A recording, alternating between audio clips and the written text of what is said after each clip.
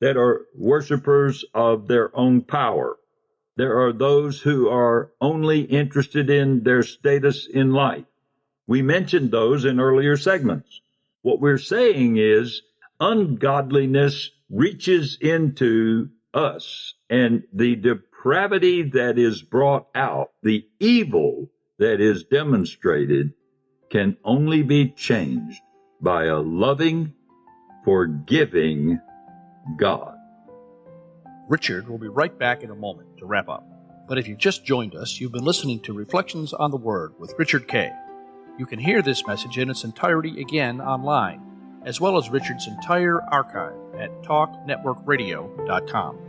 We would like to acknowledge our theme song, How Great Is Thy Faithfulness, from the America's 25 Favorite Hymns album. Unless otherwise expressed, scriptures are read from the Holman Christian Standard Bible, which is published by Holman Bible Publishers in Nashville, Tennessee. Additional resources used for Reflections on the Word with Richard Kay include Great is Thy Faithfulness by Our Daily Bread and printed by Discovery House Publishers.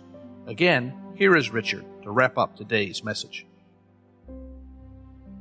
Now, this loving and forgiving God has His own method, His own design, other than coming through the blood of the Son of God, the sacrifice of the Son of God.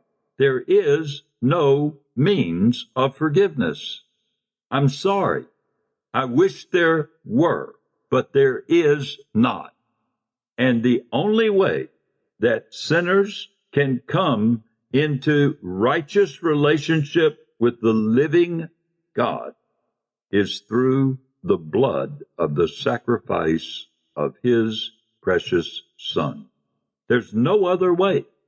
We have tried in so many areas to make it possible for people to achieve some means of reaching God. But there is no other way. And the gospel is such good news because it won't leave us in our depravity.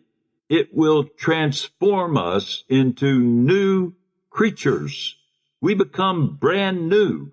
Other things that we practiced before, all these things we outlined, they can be eliminated. They are erased, eradicated. We get a new start. We get to become righteous before God, not because of our works, but because of His. His just sentence was paid on the cross of Calvary for you and for me. And we have to acknowledge that in order for Him to change us into His likeness. And that is today's reflection on the Word. Thank you, Richard.